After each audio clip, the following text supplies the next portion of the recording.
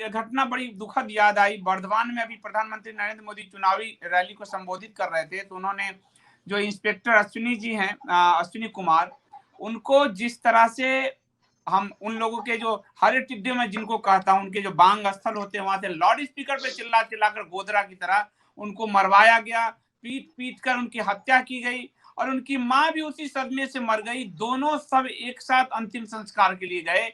ये बंगाल को क्या बनाकर रख दिया है। देखिए, अब आप इससे अंदाजा लगा सकते हैं कि गांव में पुलिस के घुसते ही एक धार्मिक स्थल से ऐलान होने लगता है कि सब लोग इकट्ठे हो जाओ और हमला करना है। और उस इंस्पेक्टर को पकड़ लिया गया, बाकी साथी भाग गए और उनको पीट पीट के मार डाला।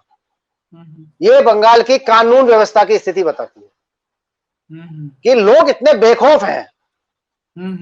वहां पर ममता बनर्जी का समर्थन करने वाले इतने बेखौफ हैं कि उनको किसी भी पुलिस के कर्मचारी को, पुलिस के अफसर को मारने में कोई डर नहीं लगता। और ये पहली घटना नहीं है।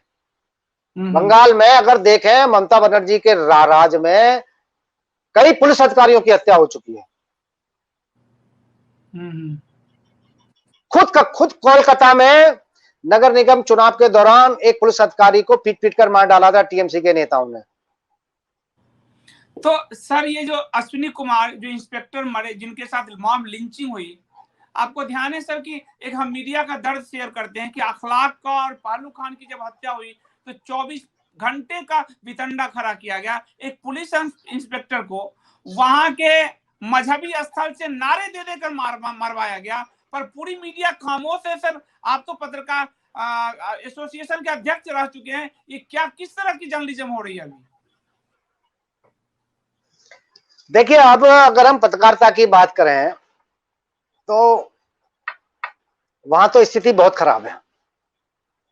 पत्रकारों को बाहर जो झेलना पड़ता है उससे ज्यादा अंदर झेलना पड़ता है।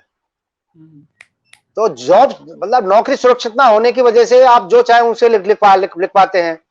और आज जो प्रबंधन है वो अपना फायदा उठाने में ही, उनको फायदा हो उसी में लगा रहता है। मैं अभी इस कार्यक्रम में पत्रकारिता पर टिप्पणी नहीं करूंगा, लेकिन मैं इतना एक जरूर बताता हूं, जानकारी देता हूं कि अभी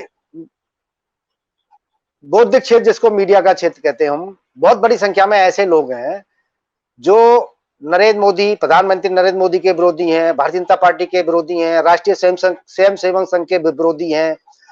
और आज से नहीं, बहुत पहले से है, वो बहुत पहले से प्रचार करते रहे हैं। और खास तौर पे राष्ट्रीय स्वयं सेवक संघ के बारे में तो बार बार भ्रम फैलाने की कोशिश की जाती है। अभी जो प्रेस क्लब का चुनाव हुआ, दिल्ली के जो प्रेस क्लब का चुनाव हुआ, वहां भी कुछ लोगों ने ये आरोप लगाने शुरू किए कि राष्ट्रीय स्वयंसेवक संघ पिछले दरवाजे से प्रेस क्लब पर अधिकार करना चाहता है। यही सब रह गया। तो इस तरह से जो आरोप लगाते हैं, मुझे इस तरह की टिप्पणी सुनकर हंसी व्यक्त कर सकते हैं हम, क्योंकि जिस बात में सच्चाई नहीं है उसको आप कितने भी आरोप लगाएंगे। तो इस तरह के आरोप लगा रहे हैं। एक बड़ा वर्ग है जो एकजुट होकर प्रधानमंत्री नरेंद्र मोदी के खिलाफ अभियान चला रहा है, लंबे समय से अभियान चला रहा है, और उसमें मीडिया के भी बहुत सारे लोग हैं। तो ये लोग कोशिश कर रहे हैं कि और इनको फंडिंग होती है, क्योंकि अभी हमने प्रेस क्लब के चुनाव में देखा कि जो लोग चुनाव लड़ रहे थे उन्होंने किस तरह की फंडिंग ली, प्रचार किया, कितना कैसे प्रचार किया। तो इस तरह की घटनाएं, बहुत सारी घटनाएं हुई हैं। लेकिन अगर बंगाल की लेकिन अगर हम बंगाल की बात करें, एक छोटी सी घटना को, सर एक सेकेंड, कोई चोर तबरेज की मौत पर इतना वितंडा होता है और एक इंस्पेक्टर अश्विनी कुमार के मॉब लिंचिंग पर इतनी खामोशी होती है, ये किस तरह का जर्नलिज्म है सर? मैं वही समझना चाह रहा हूं। देखिए, अगर हम जर्नलिज्म की बात करें और हम बंगाल के जर्नलिज्म की बात करें, तो बंगाल की मीडिया पर पूरी तरह से ममता सरकार का कब्जा है। और जिसने भी ममता सरकार के खिलाफ लिखा, चाहे वो उन्हीं का यशोगान करने वाला हो, उन्हीं की गुटका हो, उसको भी नौकरी से हाथ धोना पड़ा। अभी हमने पिछले दिनों देखा, आनंद बाजार पत्रिका के संपादक को इस्तीफा देना पड़ा, जबकि वो तो उसी ग्रुप क्या है, ग्रुप के आदमी थे।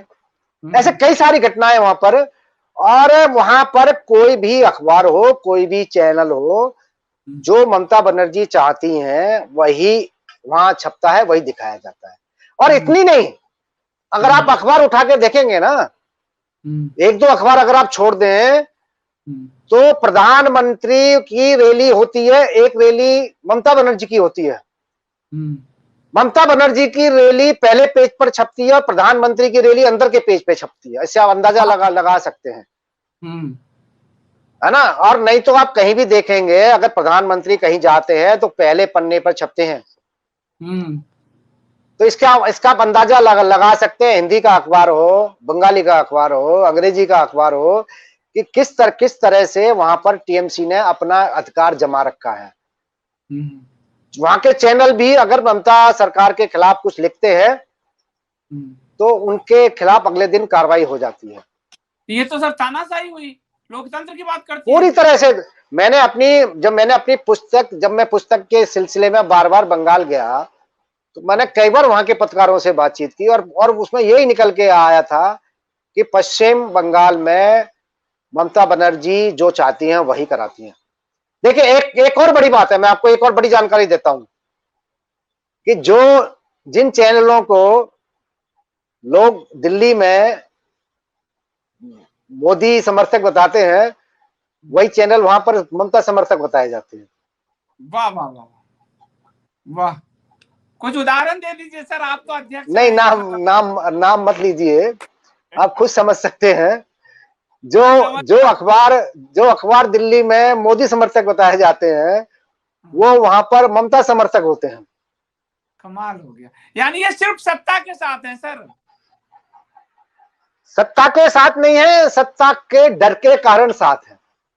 ममता, हाँ, ममता का डर है इसलिए साथ है।